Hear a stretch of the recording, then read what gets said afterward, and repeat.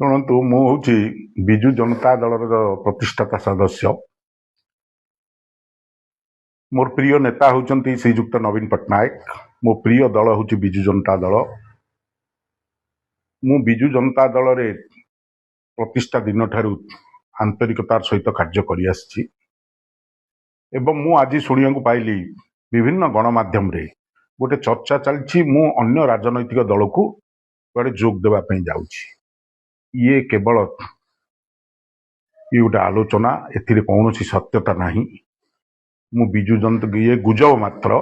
ମୁଁ ବିଜୁ ଜନତା ଦଳରେ ଥିଲି, ଅଛି ଏବଂ ରହିବି। ମୁଁ ବିଜୁ ଜନତା ଦଳର ହେଉଛି ରାଜନୈତିକ ବ୍ୟାପାର କମିଟିର ସଦସ୍ୟ। ମୁଁ ସେ ବୈଠକରେ ଯୋଗ ଦିଏ। ମୋର ବ୍ୟକ୍ତିଗତ ଅସୁବିଧା କାରଣରୁ ମୁଁ ଗୋଟିଏ ଦୁଇଟି ବୈଠକରେ ବର୍ତ୍ତମାନ ଯୋଗ ଦେଇପାରିନି। ତାକୁ ନେଇ ଯଦି ଚର୍ଚ୍ଚା କରାଯିବ ବିକ୍ରମ ଆଡ଼କୁ ଅସନ୍ତୋଷ ଅଛନ୍ତି, ଇଏ ଅମୂଳକ ମାତ୍ର। ମୁଁ ବିଜୁ ଜନତା ଦଳରେ ରହିଛି। ମୋ ପ୍ରିୟ ନେତା ନବୀନ ପଟ୍ଟନାୟକ ଏବଂ ମୁଁ ତାଙ୍କ ନେତୃତ୍ୱରେ କାର୍ଯ୍ୟ କରୁଛି, ଆଗାମୀ ଦିନରେ ମଧ୍ୟ କାର୍ଯ୍ୟ କରିବି। ଶୁଣନ୍ତୁ, ମୁଁ ହେଉଛି ବିଜୁ ଜନତା ଦଳର ପ୍ରତିଷ୍ଠାତା ସଦସ୍ୟ। ମୋର ପ୍ରିୟ ନେତା ହେଉଛନ୍ତି ଶ୍ରୀଯୁକ୍ତ ନବୀନ ପଟ୍ଟନାୟକ। ମୋ ପ୍ରିୟ ଦଳ ହେଉଛି ବିଜୁ ଜନତା ଦଳ।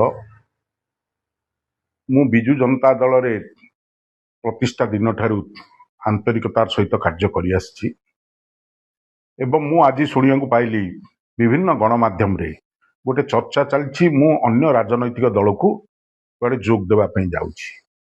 ଇଏ କେବଳ ଗୋଟେ ଆଲୋଚନା, ଏଥିରେ କୌଣସି ସତ୍ୟତା ନାହିଁ। ମୁଁ ବିଜୁ ଜନତା ଇଏ ଗୁଜବ ମାତ୍ର। ମୁଁ ବିଜୁ ଜନତା ଦଳରେ ଥିଲି, ଅଛି ଏବଂ ରହିବି। ମୁଁ ବିଜୁ ଜନତା ଦଳର ହେଉଛି ରାଜନୈତିକ ବ୍ୟାପାର କମିଟିର ସଦସ୍ୟ।